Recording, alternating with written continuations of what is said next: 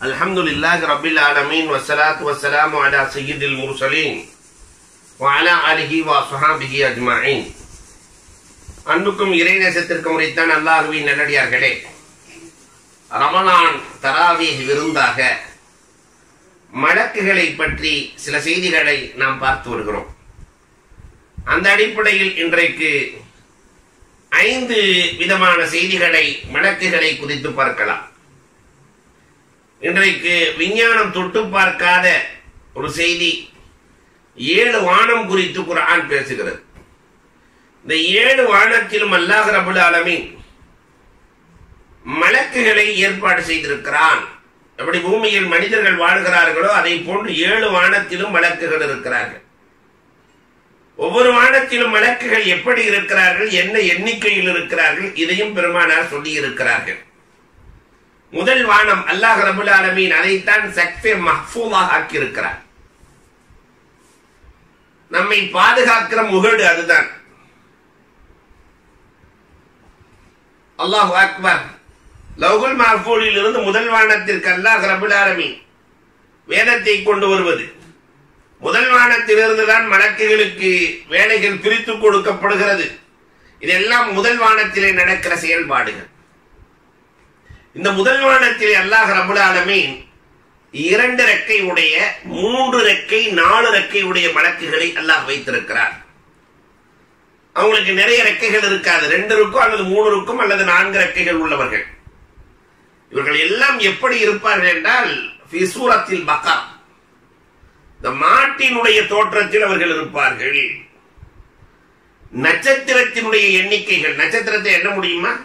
அவ்வளவு எண்ணிக்கையில் முதல் வானத்திலே அந்த மலக்குகள் இருக்கிறார்கள்.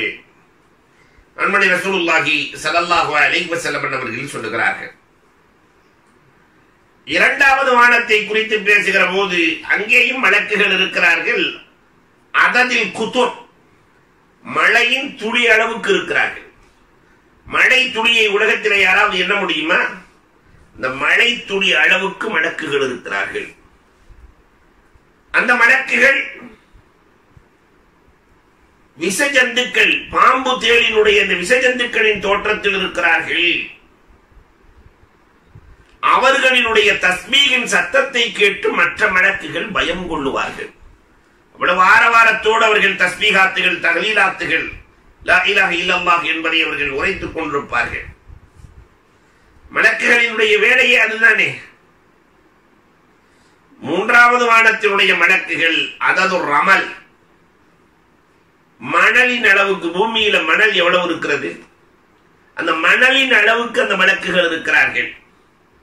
இவர்களெல்லாம் மனிதனுடைய தோற்றத்தில் இருப்பார்கள்.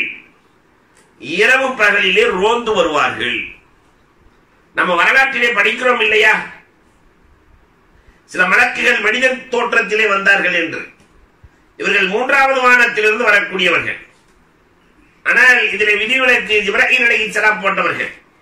நபீனா தாவூத் அலைஹிஸ்ஸலாம் ஆட்சி அதிகாரத்தில் இருக்கிற போது நாம சிறந்த ஆட்சியாளர் என்பதை சோதிப்பதற்காக மாறு வேடத்தில் செல்லுகிறார்கள். இப்ராஹீம் அலைஹிஸ்ஸலாம் மனித தோற்றத்திலே வருகிறார்கள். மனித தோற்றத்திலே வந்தார்கள்.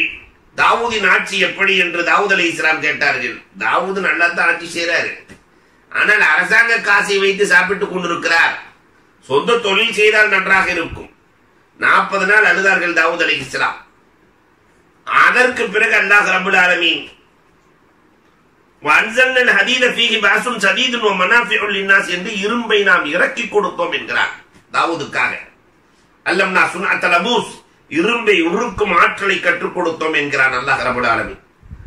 அப்ப விதிவிலக்கு இது ஜிப்ராயில் அலைஹிஸ்ஸலாம், மீகாயில் அலைஹிஸ்ஸலாம். ஆனால் மனித தோற்றத்திலே வருகிற, மனிதர்களோடு கலக்கிற மலக்குகள் 3வது வானத்திலிருந்து வருகிறார்கள். இவர்கள் எவ்வளவு இருக்கிறார்கள்? மணலின் அளவுக்கு இருக்கிறார்கள். அல்லாஹு அக்பர். 4வது வானத்திலே இருக்கிற மலக்குகள் அதது அவுராக்கி ஷஜர், மரத்தினுடைய இலைகளின் எண்ணிக்கையில் இருக்கிறார்கள். உலகத்தில் இருக்கிற மொத்த மரத்தினுடைய இலைகள் எவ்வளவு இருக்கும், அவ்வளவு அந்த மலக்குகளின் எண்ணிக்கை இருக்கிறது. இவர்கள் ஹூர்லீன்களினுடைய தோற்றத்தில் இருப்பார்கள். இவர்களின் பிரகாசத்தை பார்ப்பதற்கே மற்ற மலக்குகள் ஆசைப்படுவார்களாம், அவ்வளவு பேரழகு. ஒரு மடக்கு பூமியிலே காட்சி தந்தால் சூரியன் மங்கி போகும், அவ்வளவு பேரழகு.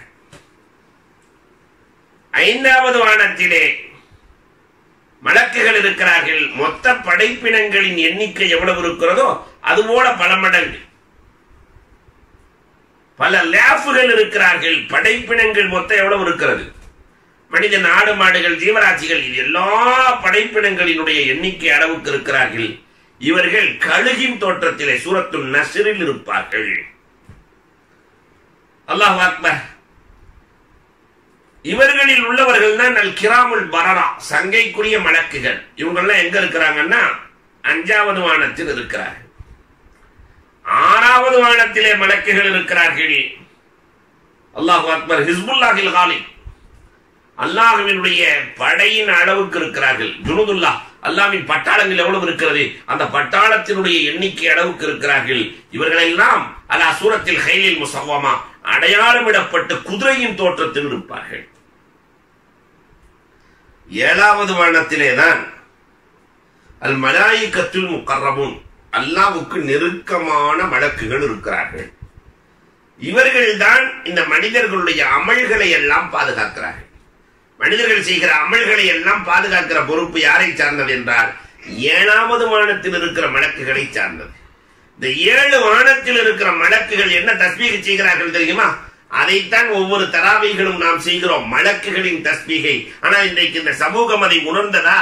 அன்புக்குரியவர்களே, சுப்ஹானதில் முல்கி வல் மலக்கூத், சுப்ஹானதில் இஸ்ஸத்தி வல் அஸமத்தி வல் குத்ரத்தி வல் கிப்ரியாய் வல் ஜபரூத், சுப்ஹானல் மலிக்கில் ஹய்யில் லதீ லா யனாம் வலா யமூத், சுப்ஹூன் குத்தூசுன் ரப்புனா ரப்புல் மலாயிகத்தி வர்ரூஹ். இது யாருடைய தஸ்பீஹ்? மலக்குகளின் தஸ்பீஹ். எதற்காக நம்முடைய முன்னோர்கள் இதை இங்கே ஓதச் சொல்லுகிறார்கள் என்று சொன்னார், நம்முடைய தொழுகையில் மலக்குகளும் ஹாலிராக வேண்டும், கலக்க வேண்டும் என்பதற்காக நம்முடைய முன்னோர்கள் இதை சொல்லி இருக்கிறார்கள். அன்புக்குரியவர்களே, அழகான பழக்கங்கள் நமக்கு கிடைத்திருக்கிறது. அதை பயன்படுத்துகிறோமா என்பதை நாம் எண்ணி பார்க்கிறோம். 2வது விஷயமாக அல்லாஹ் ரப்பல் ஆலமீன் மனிதர்களுக்கு ஒரு முறை கடமையாக்கி இருக்கிற கடமை இருக்கிறதே ஹஜ். அது எங்கே அல்லாஹ் கடமையாக்கி இருக்கிறான்? எல்லா பாவங்களையும் அடித்து அன்று பிறந்த பாலகனை போல பாவம் இல்லாதவனாக மாற்றும் ஆற்றலை அல்லாஹ் ஹஜ்ஜுக்கு வழங்கி இருக்கிறான். அந்த ஹஜ்ஜையும் அல்லாஹ் செய்ய சொல்லுகிற இடம் மக்கா. உலகத்திலே முதலில் அல்லாஹ் ரப்பல் ஆலமீன், உலகம் முழுக்க தண்ணீராக இருந்தது, அந்த தண்ணீரிலே முதலில் மண்ணை வைத்தது எந்த இடத்தில் என்று சொன்னால் மக்காவில் தான். படைப்புகள் 4: நீர், மண்ணு, நெருப்பு, காற்று. இதுல முதல்ல அல்லாஹ் தண்ணீரை படைத்தான், அதற்கு பிறகுதான் மண்ணை படைக்கிறார். அந்த தண்ணீரிலே மண்ணை வைக்கிற போது வைப்ரேஷன் இருக்கும். அது இருக்கக்கூடாது என்பதற்காக ஒரு ஜிபால் அர்சாஹா, மலையை நட்டான். அதனாலதான் மக்காவை சுற்றிலும் நிறைய மலைகள். ஏனென்றால் ஆரம்ப படைப்பு அது ஆடி போய்விடக் கூடாது என்பதற்காக மலைகளை வைத்து அல்லாஹ் ரப்பல் ஆலமீன் உறுதியாக்குகிறான். இதிலிருந்து ஃபுகஹாக்கள் எழுதுகிறார்கள், அதனாலதான் ஒருத்தருக்கு தண்ணீர் கிடைக்கவில்லை என்று சொன்னால் அடுத்த படைப்பாக இருக்கிற மண்ணை கொண்டு தயமம் செய்ய வேண்டும். தண்ணி இல்லைன்னு சொன்னா நெருப்பை கொண்டு தயமம் செய்ய முடியாது, காற்றை கொண்டு தயமம் செய்ய முடியாது. தயமம் செய்வதற்கு மண் தேவை. காரணம் 2வது படைப்பு நாயும் அதுதான், தண்ணீருக்கு பகரம் அதுதான். அல்லாஹ் ரப்பல் ஆலமீன் அந்த புனித பூமியை மக்காவை படைத்தான், மலைகளை நட்டான். ஆதம் அலைஹிஸ்ஸலாத்திற்கு அல்லாஹ் ரப்பல் ஆலமீன் ஹஜ் செய்ய சொல்லுகிறான் என்று சொன்னால் ஆதம் அலைஹிஸ்ஸலாம் படைப்பதற்கு, அல்லாஹ் அக்பர், பூமிக்கு வர்றதல்ல, ஆதம் அலைஹிஸ்ஸலாம் படைப்பதற்கு 2000 ஆண்டுகளுக்கு முன்பிருந்தே மலக்குகள் இங்கே ஹஜ் செய்கிறார்கள். எவ்வளவு ஆற்றல் நிறைந்த இடத்தை அல்லாஹ் ரப்பல் ஆலமீன் மக்காவில் வைத்திருக்கிறார். அதனால கடமையானவர்கள் எல்லாம் ஹஜ்ஜுக்கு செல்ல வேண்டும் என்ற உணர்வு வேண்டும். இந்த ஆண்டு அல்லாஹ் ரப்பல் ஆலமீன் ஹஜ்ஜை சிறப்பாக்கியும் தர வேண்டும். அன்பிற்குரியவர்களே, 3வது செய்தியாக தனியா ஒரு ஆள் தொழுகிறார். தொழுகும் போது பாங்கு காமத்து சொல்லி தொழுதாள். தனியா தான் தொழுகிறார். தொழுகும் போதும் பாங்கு காமத்து சொன்னால் அவரோடு மலக்குகள் ஜமாத்தில் கலந்து கொள்கிறார்கள். பாங்கு காமத்தோடு ஒருவர் தொழுவாரியான மலக்குகளும் இணைந்து கொள்கிறார்கள். அதனாலதான் பாங்கு காமத்தை சொல்லி தொழுகுங்கள் என்று நம்முடைய ஃபிக்ஹ் கிதாபுகள் சொல்லித் தருகிறார். 4வது செய்தியாக ஹாபிஸ் பின் சஅத் ரலியல்லாஹு தஆலா சஹர் நேரத்தில் வருகிறார்கள். பள்ளியினுடைய மூலைகளில் எல்லாம் தொழக்கூடியவர்களை பார்க்கிறார்கள். மறுநாள் நாயகத்திடத்திலே கேட்டார்கள், என்ன நாயகமே அங்கும் இங்குமாக மக்கள் தொழுது கொண்டிருக்கிறார்களே? பெருமானார் சொன்னார்கள், அது மக்கள் அல்ல, மலக்குகள் தொழுது கொண்டிருக்கிறார்கள். பள்ளியிலே எந்த பகுதியில் மக்கள் தொழுகிறார்களோ அந்த பகுதியில் மலக்குகள் எடுத்துக் கொள்வதில்லை. மக்கள் தொழுகிற இடத்தை விட்டு அப்பால் இருக்கிற இடத்திலே தான் மலக்குகள் தொழுது கொண்டிருக்கிறார்கள். நேற்று இரவு நீங்கள் மலக்குகளை கண்டீர்கள் என்று கண்மணி ரசூலுல்லாஹி ஸல்லல்லாஹு அலைஹி வஸல்லம் அவர்கள் சொல்லி காட்டுகிறார்கள் என்றால், அன்புக்குரியவர்களே, நாம் தொழுகிற தொழுகைகளில் மலக்குகள் விஜயம் செய்கிறார்கள். நிறைவான செய்தியாக, மலக்குகளுக்கு இபாதத்திலேயே பிடித்தமான இபாதத் எது? நோன்பு இருக்கிறது, ஜகாத் இருக்கிறது, ஹஜ் இருக்கிறது, எல்லா இபாதத்துகளும் இருக்கிறது. ஆனால் அல்லாஹ்வுக்கு பிடித்தமான இபாதத்து மலக்குகளுக்கும் பிடிக்கும். இபாதத்திலேயே மலக்குகளுக்கு பிடித்தமான இபாதத் எதுவென்றால் அஸ்ஸலா, தொழுகை. அதனாலதான் மலக்குகள் ருக்குவிலேயே இருக்கிறார்கள். தொழுகைக்கு 5 விஷயம் அவசியம். ருக்கு அவசியம், கியாம் அவசியம், ருக்கு அவசியம், சுஜூத் அவசியம், இல்லையா? குஊத் அவசியம், திலாவத் அவசியம். இதை போலவே இந்த நிலைப்பாடுகள் என்பது 4 தான். கியாம் இருக்கும், நின்று கொண்டிருப்பார்கள், ருக்குவில் இருப்பார்கள், சுஜூதில் இருப்பார்கள், குஊதில் இருப்பார்கள். படைப்புகளும் இந்த 4 அமைப்பில் தான் இருக்கிறது. மரங்கள் நின்று கொண்டே இருக்கிறது, மலைகள் அமர்ந்திருக்கிறது, கால்நடைகள் ருக்குவில் இருக்கிறது.